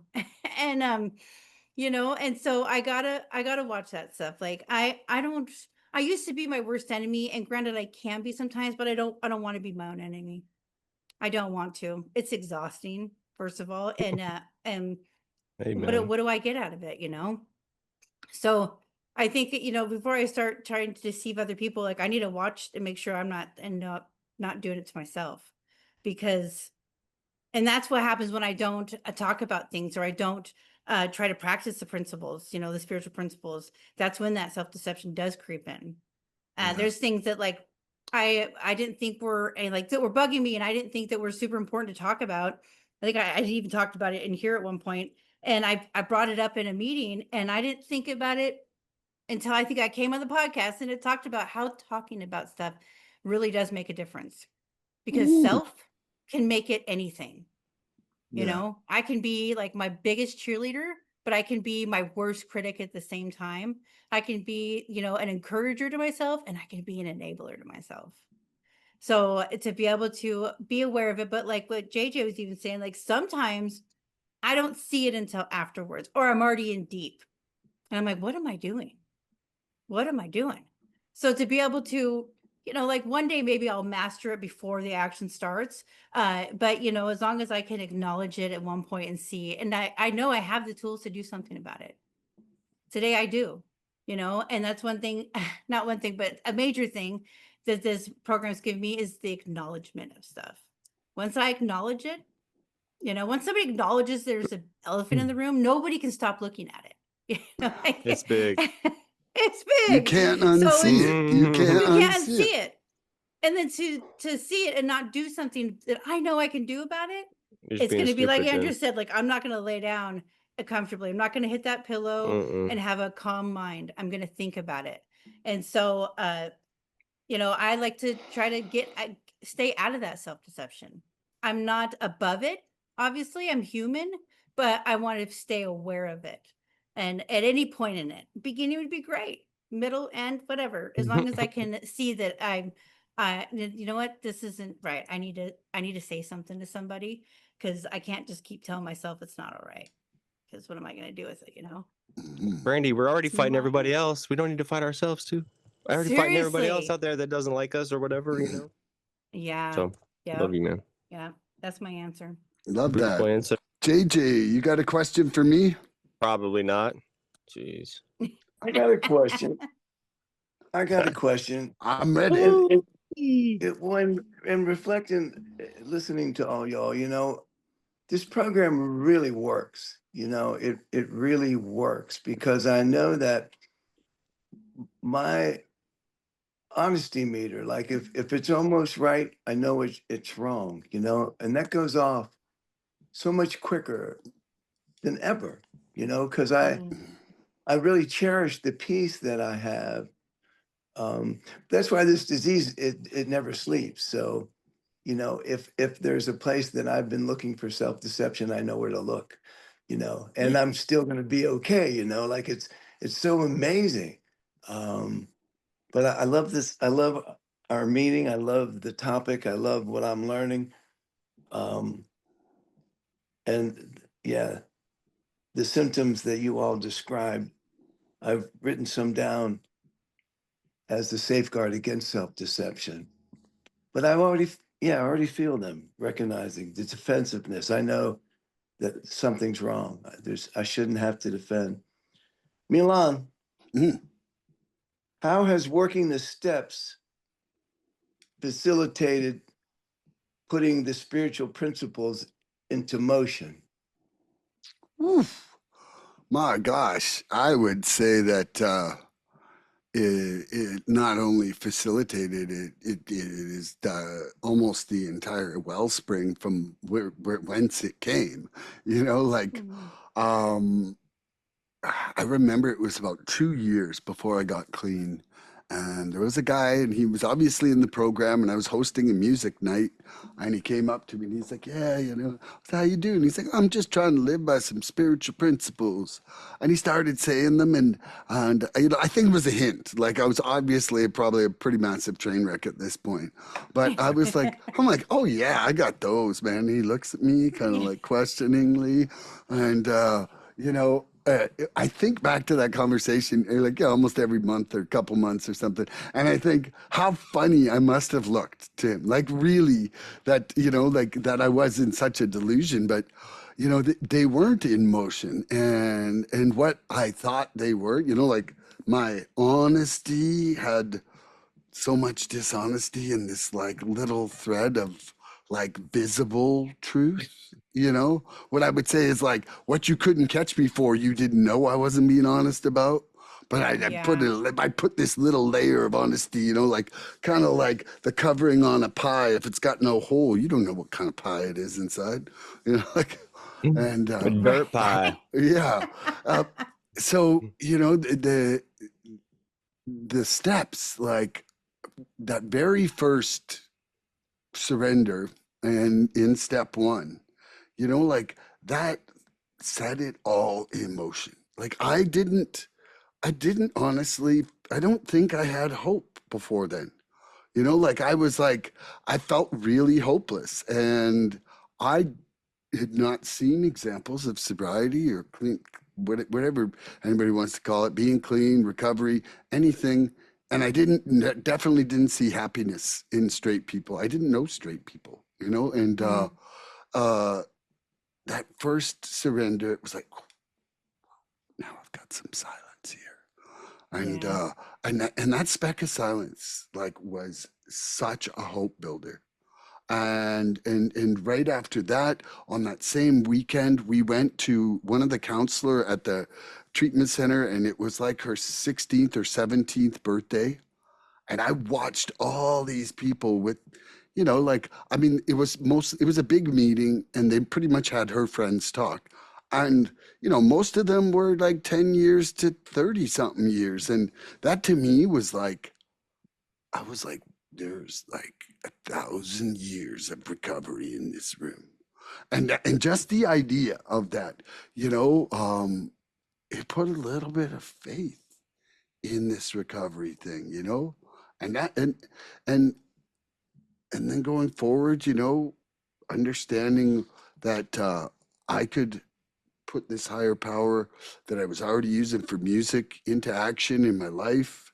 And every single part of these steps was literally moved me. Like JJ was saying, either like, either the act of moving or the act of being moved, Mm. and I feel like, I was either doing the work, like I was either moving or I was being moved as a result of work I had done, or preparing myself, like and the more that like I'm in the middle of another set of steps right now, and I'm just kind of like, there's sort of three different ways I'm doing this step 4 right now, and I call it like three-dimensional, and and what it's doing is it's teaching me about being entirely ready, and so it's, like I'm moving myself to this position of being ready, and then now I'm getting moved quite dramatically because of that. So, like that, my spiritual motion is really almost entirely due to every action that I'm trying to actuate inside these steps, and also for me is not considering any of them like a one and done. Like I feel like I'm like, Mm. okay, if I miss this on that one, what am I missing on this one? You know? And so, like I there was a newcomer at a meeting the other day, and and I think the topic at the meeting was like, more will be revealed or something like that. And I was like, I've had more revealed in my last 6 months than I have in the whole time before. So like I'm like, it's not going to stop if you don't stop. And Yeah, nothing you know changes if nothing changes.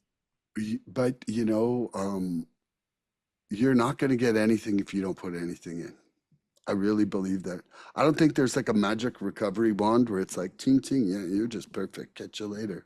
Like that's just not my experience. Is Hold that on, what? You No? I listen, Hold got on. that Mr. magic wand for nothing, Andrew. Why? Hold on, I need to go.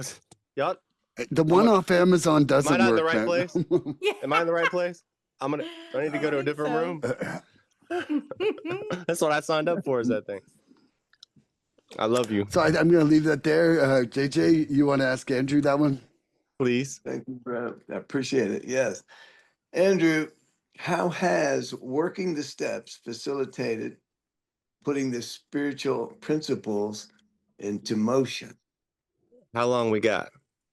It's Go. your I can go all day on this one.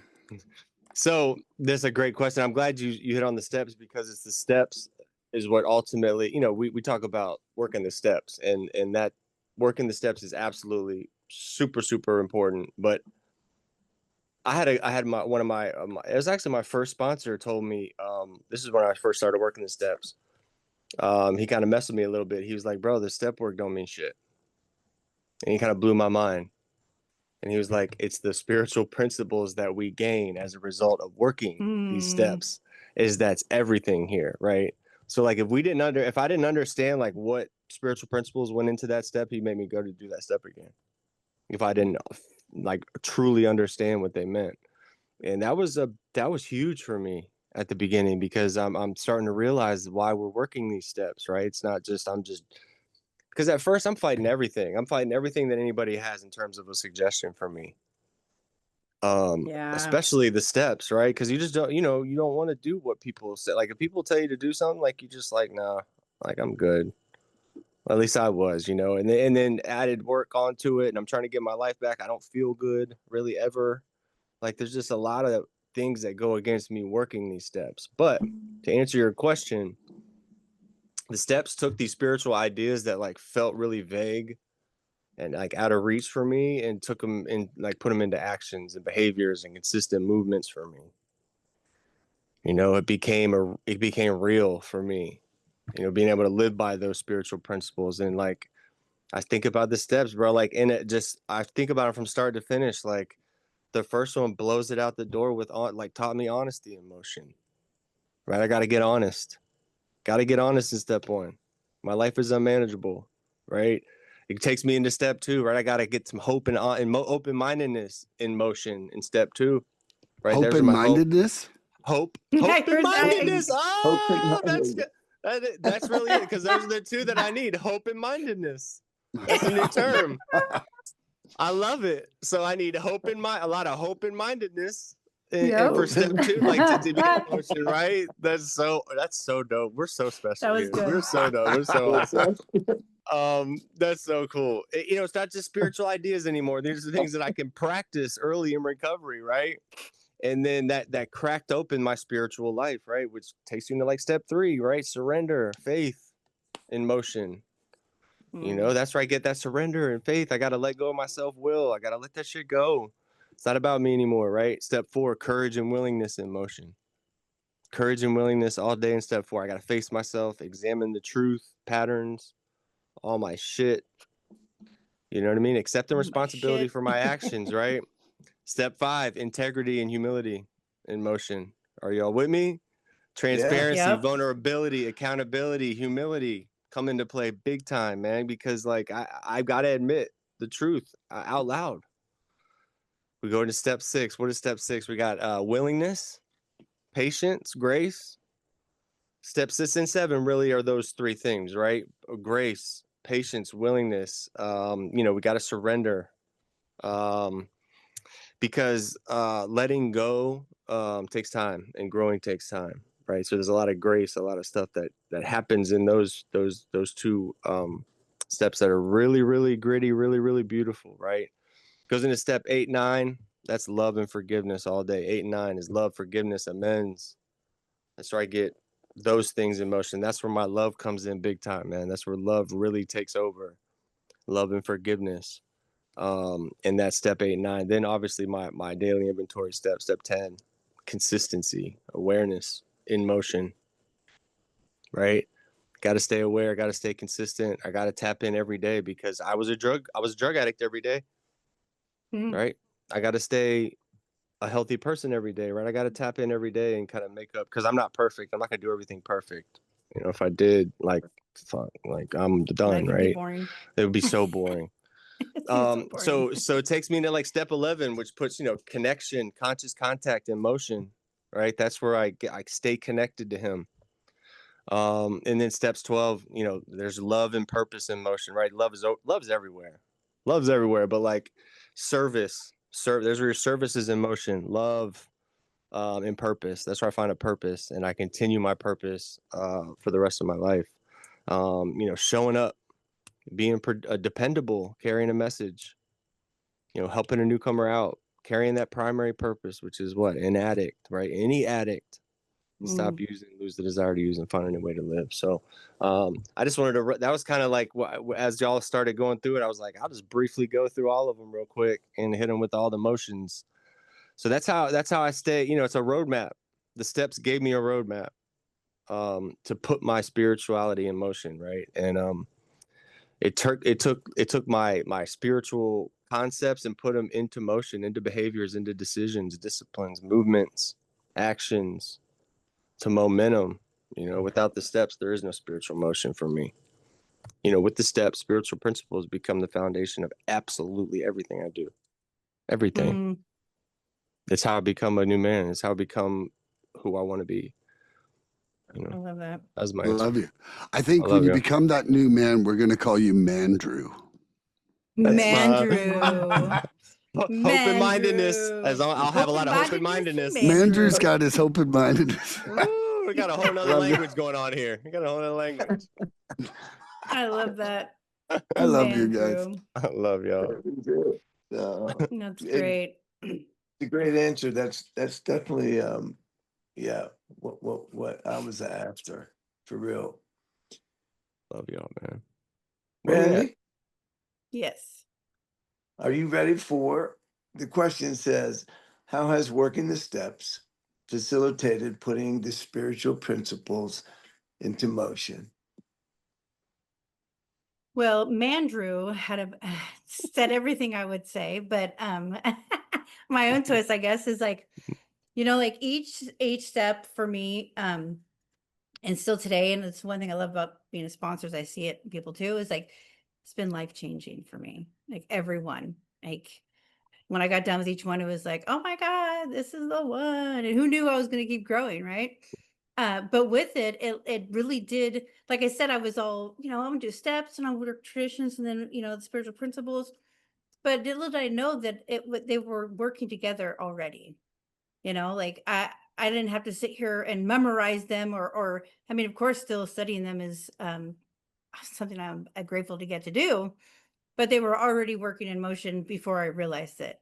Like step one, honesty. I had to admit that I was an addict, that my life was unmanageable. And that's hard. It's hard to do that. And today it's not so much. I know better, doing stuff like that when you're clean is harder for sure, but I Hmm. know what to do. And the spiritual principles, I mean, they guide you through all of it. And they don't necessarily like, steps are in order for a reason. Spiritual principles, they don't have to be in order. Like it's you could probably find a little bit of each of them in each step. And Hmm. um and that's the beautiful process of it. And then like even all the way down to 12 in service. Like that's what we're supposed to do. We can't keep what we have without giving it away. And so I look at all of them and realize like, instead of like getting to something like getting, like I'll get to the traditions and the kind of thing, but it's like, nah, these spiritual principles, they're embedded into these steps. They really are. They're like an ingredient to a recipe that's vital to this. And and how awesome is it to kind of learn something and not know you're learning it? Like who knew I was working That's on a being great an point. open yeah, It's a great like point. it's a I look back and I'm like, wait, I've been willing. Like I've got acceptance. And I got those through the steps, instead of having to, mark that box off that I went through them, like they're there. The steps also help me work them, put them in motion. Like I know that I want to be honest, but like I got to do this, the steps help me. How do I do this? You don't How know do how I to do the see? steps, right? Just do the steps. Yeah. Yeah. Just do them. You'll be on it. Like it'll make you that. Right? So Yeah, beautiful. and it's a huge thing. Like the self-deception, like I wouldn't really understand that self-deception if I didn't work on my honesty in my first step, or my honesty in my fourth and my eighth. And I mean, it could be in any and all of them, six and seven too. Yeah, all of them. And so it is a big part of the motion of my recovery. When I did the steps the first and second time, and when I do them, anytime, and I do them with sponsees, or I just do something in my daily, you know, do something in my daily where, when it comes to like the 10th step, righting my wrongs. I definitely have to have some humility when I do that. I got to understand that, I wrote down, uh, little stuff, and it says humility, knowing the real size, knowing your real size, not too big, not too small. And I like that, knowing your real size. Like, and because sometimes, with humility, it's like, like, well, I'm not better than anybody else, but I'm not worse than anybody else either. It makes it's what it is. But it's being able to go through each of them and see it in it. And I like learning like that because, like I was saying, I didn't know I was learning something way more. I'm like trying to get real and honest and get down to why Brandi acted the way Brandi acted, why I did things. Who knew that I was going to come out with these like vital tools that I can use in my everyday life. Like not just my recovery, which is my life, but in my everyday life. I mean, I could use all of these parenting my children with my husband. Hmm. I mean, all of it. And because those are like the two major things of my life. Besides, Two pretty I could important use ones it right in, there. yeah, they're very, Yeah. very important. They got the worst of everything of me. Everything of me. And but I can use all of these when it comes to stuff like that. How beautiful is that? Like not only Hmm. is it saved my life with the steps and like the way that they work together and how we work on these off of the steps. Like I just like the steps, you can work the steps on anything, you know? And when it comes to like trying to practice spiritual principles, it could just be going to the grocery store, and, driving down the road, Lord, please let me have some patience, and so it's a beautiful thing that they mesh so well together, and they've helped me, and they continue to. They really do. I know I got to go back on a lot of things sometimes and be like, I've done 4 steps, on people just doing a 4 step, and uh what a difference it does. But it really makes me it humbles me in a lot of ways, to get honest, like in my part, and then have some humility and courage to even go back on things, you know like I don't know about you guys, but like my after my first 4 step, I'm like, and then going back and doing a single 4 step before doing the steps again was like, I gotta go back on that again. Like I thought I marked that off. Nope. I need to look at this differently. So that's a beautiful question, because really they it's almost like, you think about it, like, I'm a visual person, like here you are going through the steps, and they're like your little cheerleaders, or your little, like, like, hey, okay, let's go this way. Now we're gonna go this way. It's like they just guide you if you allow them to, and you see them, and look at them more than just words, or like you're saying, like a broad topic. Like there's so much that you could just be engulfed in these spiritual principles if you allow it to. So I'll leave it right there. That's my Ooh, answer. beautiful, Brandy. Love you, Brandon. Beautiful, Brandi. Brandizzle, I love you. J Oh, double man. J, you gonna ask J double J? Wow, how has working the steps facilitated putting spiritual principles into motion? They, without them, they wouldn't be in motion. You've all said that, and I mean, the miracle is the 12-step process. And I just feel it. It's as divine as anything is divine. Um, as a result of these steps, we have an awakening of the spirit. And I know that um, it began with that first honest statement. It's that I am really sick and I need help. And um, the design in the steps, again, is divine in the way that it walks me through myself. It educates me about the disease of addiction, or AKA cunning enemy of life. Like, this is available to anybody. We got a gun to our head, because if we don't, we die right now. We Mm, die in the relapse. Someone that doesn't have like this, that. yes, it doesn't have it like this, that it's just that overeating is where they're going to die, and it'll be so slow.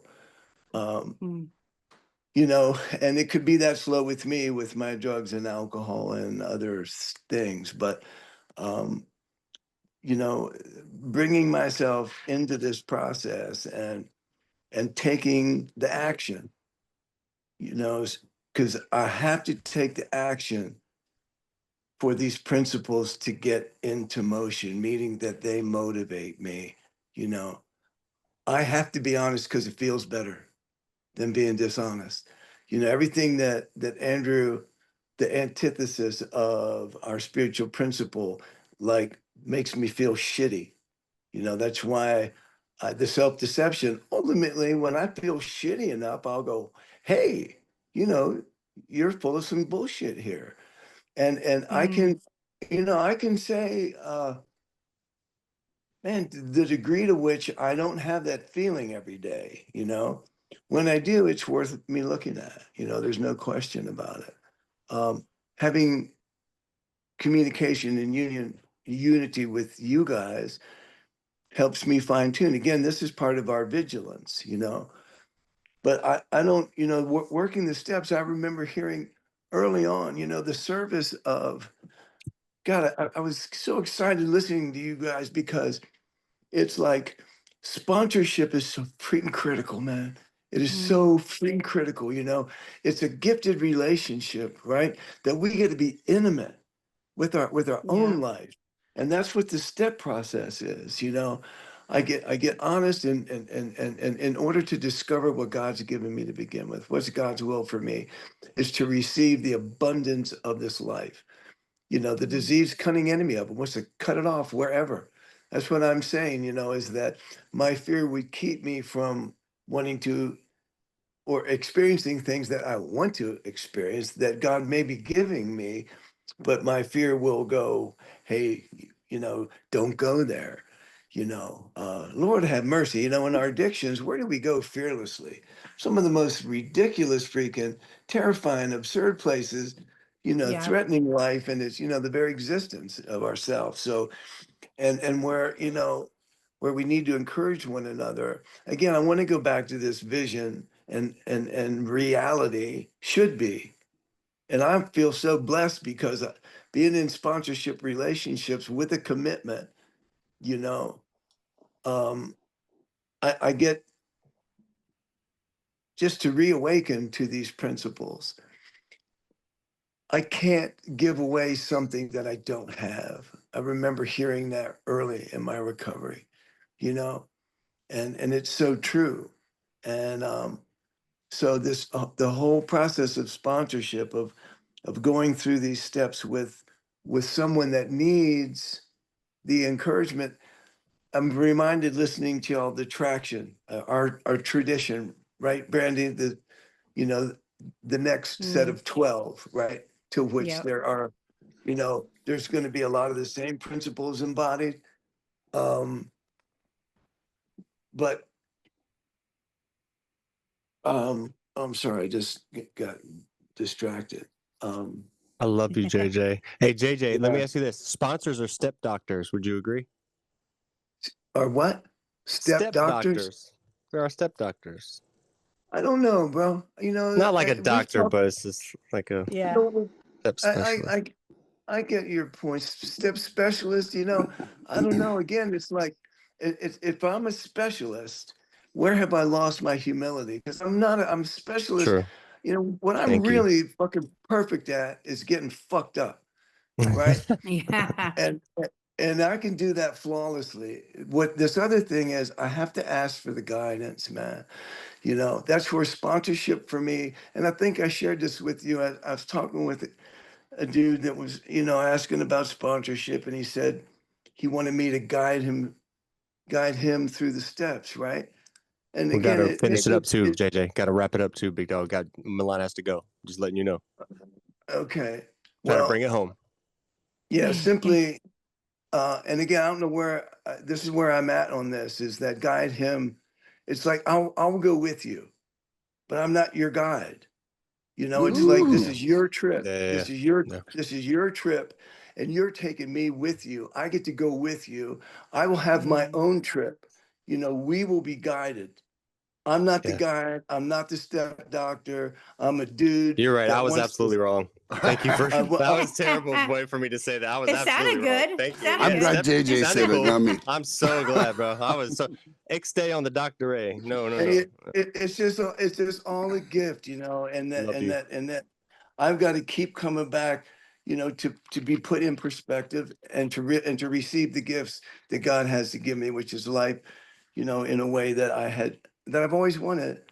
And if I surrender to this, you know, I will be moved by the spiritual principles to act accordingly. I love you guys. Thanks for the Love you guys, opportunity man. to be I with didn't even you. get to ask the question I wanted to about love. Dang. I didn't We even need get to to do this ask a again. question. So Oh, we so didn't even back it get I up. to think one question. It's all Oh, good. I You know no, what? I think we're gonna have to come back to this one. I realized for myself, I was like, I wasn't supposed to ask a question today. oh And that's my man. spiritual principle in motion of patience and surrender. And you know what though is I loved this episode so much. I could Yeah. give a flying shit if my question was a question.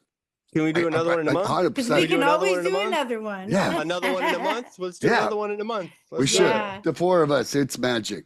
Yeah, It I love really you Yeah. is. guys, man. I Thank Yeah. love you. you. Hey, happy Appreciate it. 200. Let's go. Right? Everybody, Let's woo! go. Hip, hip, 200, Happy man. Let's 200. go. 200. Hip, That's hip, right. Hell yeah. hooray. To Hip another hip 200. hooray. Man, Do I this. love you Yay. guys, Here we and to go. everybody who's ever been any part of this, even just a part of my heart, man. I love you, and tune in next episode Love for you more guys, man. recovery fun. Yeah, Love you. Anytime. Please help us help others. If you'd like what you've seen here today, please subscribe and share this podcast and help us get to 100 followers. We're looking for interaction with our audience.